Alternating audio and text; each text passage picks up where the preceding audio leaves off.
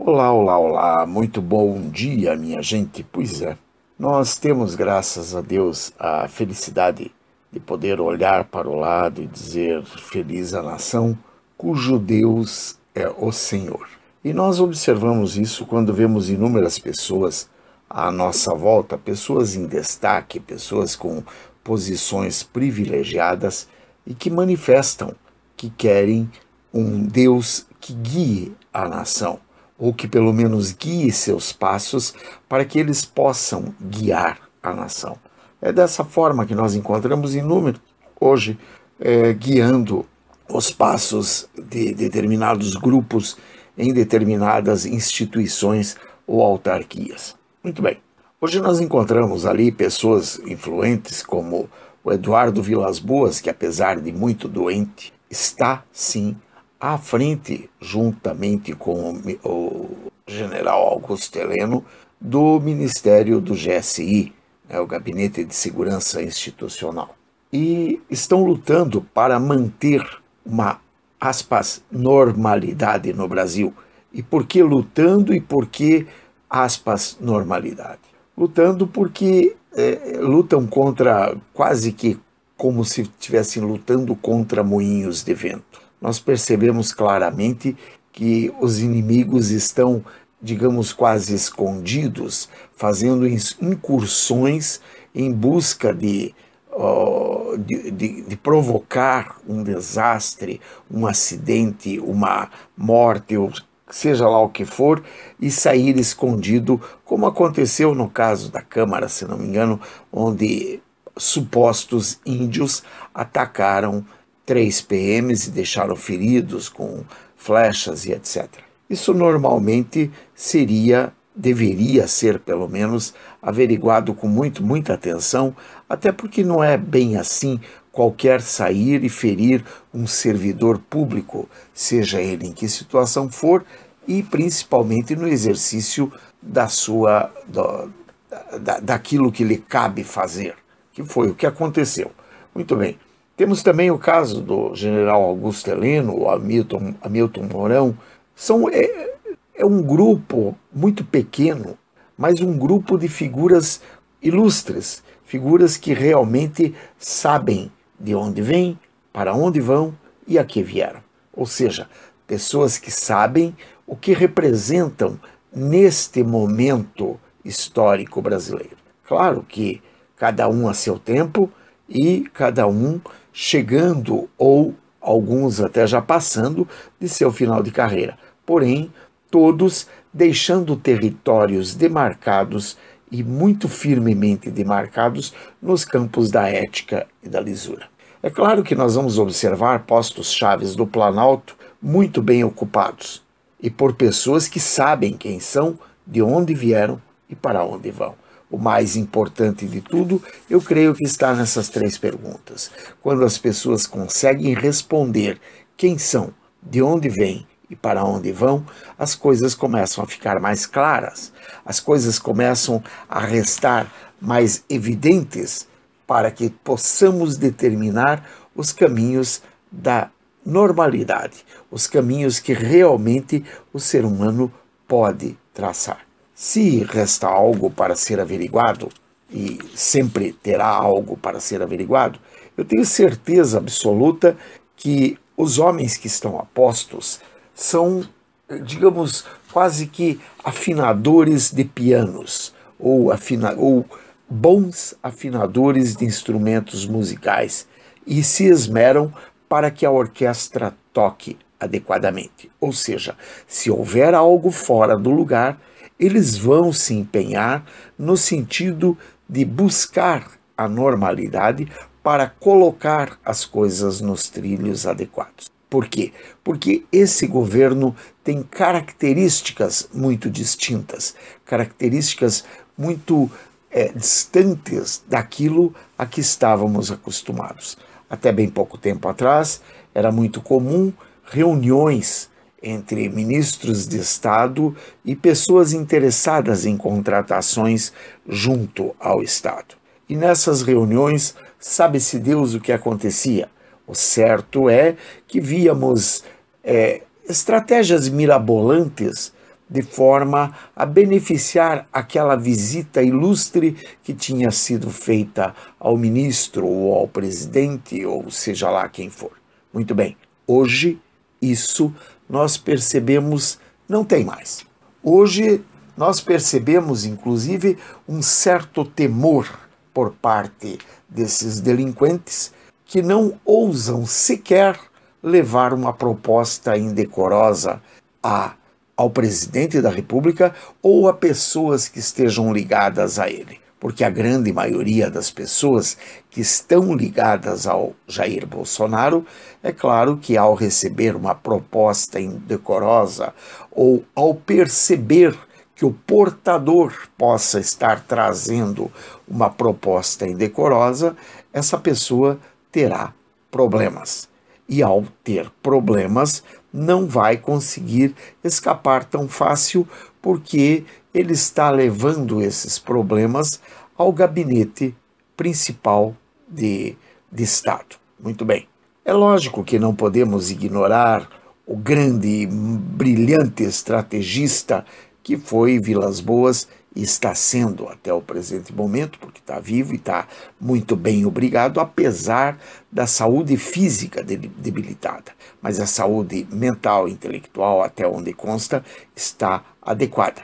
E, portanto, nós devemos a ele, e bem como a um grupo seleto que o circunda, a continuidade dessa retomada que começou com a eleição de Bolsonaro em 2018, para que a nossa nação pudesse voltar a trilhar caminhos estreitos, é verdade, mas dentro de princípios e preceitos democráticos. Nós estamos vendo coisas absurdas, coisas que não seria possível sequer imaginar num país dito democrático, onde pessoas estão comendo animais no interior do estado de São Paulo, muito embora quando falamos no interior do estado de São Paulo, devemos lembrar tratar-se do maior estado da federação, do estado mais rico da federação. Portanto, o interior do estado de São Paulo, ele é pleno de grandes cidades, de cidades autossustentáveis, de cidades com capacidade para manter a sua população fora de risco e, inclusive, muito bem alimentada, até porque não há necessidade para tanto. Não estamos em guerra, digamos assim, mais declarada. Existe uma guerra, sim. Existe uma guerra bacteriológica provocada por agentes comunistas e que foi trazida por pessoas de baixíssima qualidade intelectual e, lógico, ética, moral, etc. Porém, essa guerra ainda, em tese, não deveria estar nas ruas. Até porque o presidente não tem deixado a peteca cair. Ao contrário disso, tem mantido todas as políticas de contenção para que o país não beije a lona.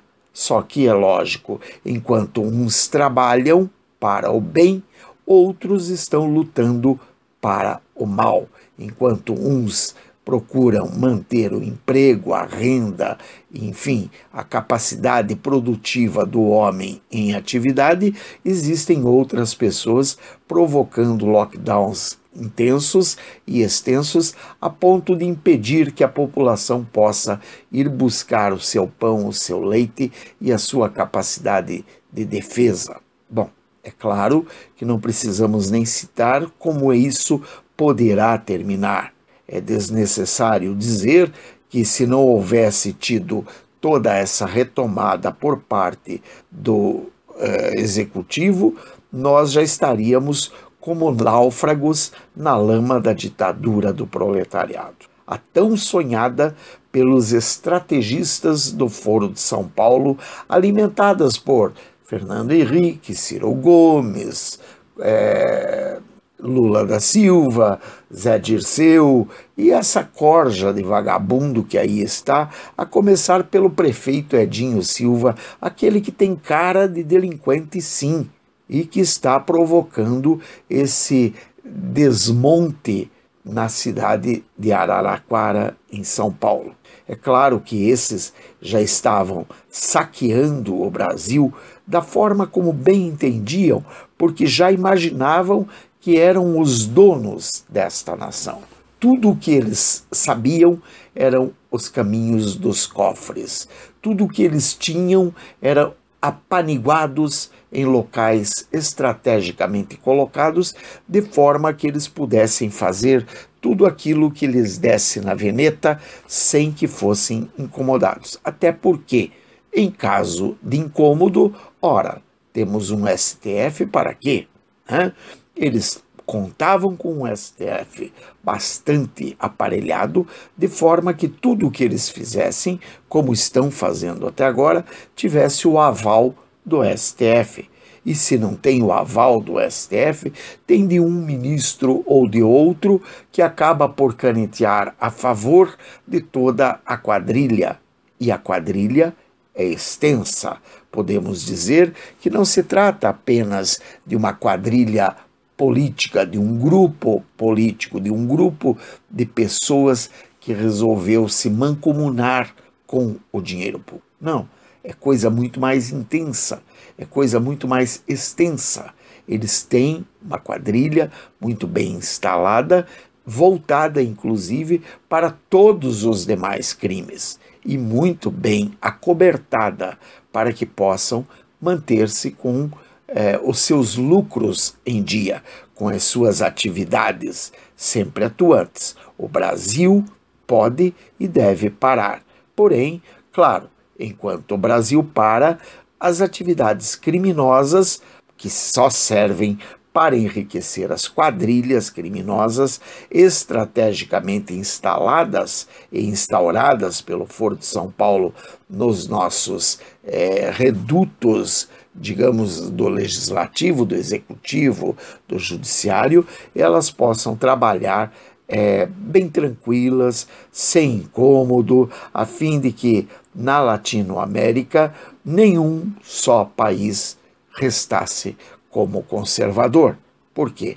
Porque o conservadorismo atrapalha o trabalho do desmonte social promovido por essa ditadura do proletariado. Bom, é lógico que nós devemos lembrar de uma frase do Jair, quando ele disse ao general Vilas Boas: o que já conversamos fica entre nós.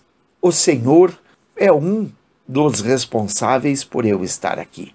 Isso o Bolsonaro falou logo que foi eleito presidente da República. E o que ele quis dizer com isso? Ele quis dizer que, na verdade, ele reconhecia haver um movimento que estava por trás dele para colocá-lo e mantê-lo no poder. E, é claro, isso é parte do jogo democrático. Não houve absolutamente nada que pudesse macular a eleição, a ponto do próprio TSE ver-se obrigado a diplomar Jair Bolsonaro quando da sua diplomação em 2018. Muito bem.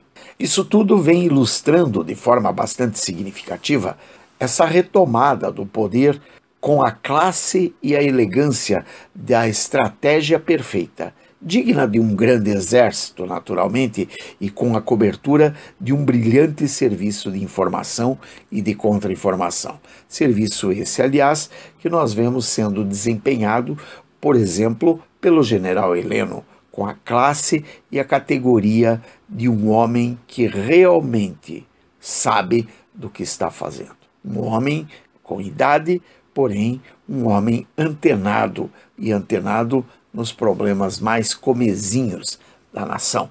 É claro que isso tudo não está sendo suficiente, principalmente porque os inimigos, além de ser cruéis, são de nível muito baixo. São aquele tipo de gente que a gente aprendeu a ver desde pequeno, que não poderia sequer participar de um UFC, uma luta livre, porque é dedo no olho, é chute no saco, é pontapé na canela. Quer dizer, exatamente aquilo que está proibido pelas normas de uma luta justa e igual, com a paridade de armas exigida. Claro, quer lutar comigo? Não tem problema.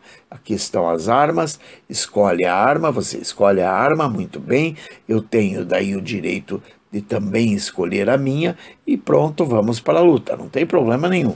Com paridade de armas, nós podemos lutar. O problema está no fato de que realmente não existe mais isso. Aliás, e não existe faz muito tempo, porque a esquerda, quando é desqualificada, quando ela não fica muito à vontade, ela simplesmente vai e elimina seu oponente. Fizeram muito isso durante o período de 64 a 85, continuam fazendo, fizeram com Celso Daniel, com Toninho do PT, com Teori Zavascki e inúmeros outros, e continuam fazendo. Está muito claro na palavra do Senhor que diz: quem tem ouvidos para ouvir, ouça. Mateus 13, 9. Por quê? Porque realmente e evidentemente tudo isso que está acontecendo não está acontecendo sem barulho.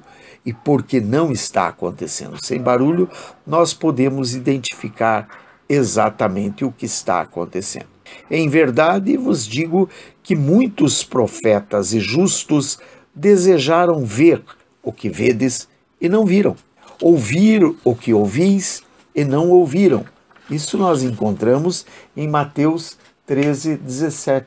Claro que a gente não sabe ainda exatamente como tudo isso vai terminar, mas nós podemos ter a certeza de que boas coisas não estão muito bem desenhadas para o futuro do Brasil nas mãos de homens e mulheres como Fátima Bezerra, como Rui Costa, como o Jacques Wagner, como Barroso, como Dias Toffoli, como Alexandre de Moraes, como essa corja toda que aí está, Edinho Silva, o Leite lá do Rio Grande do Sul, o Ratinho aqui do Paraná, enfim, esses inúmeros, aspas, delinquentes, e digo aspas, delinquentes, enquanto ainda não tem uma prova mais cabal contra eles, mas a grande maioria já tem.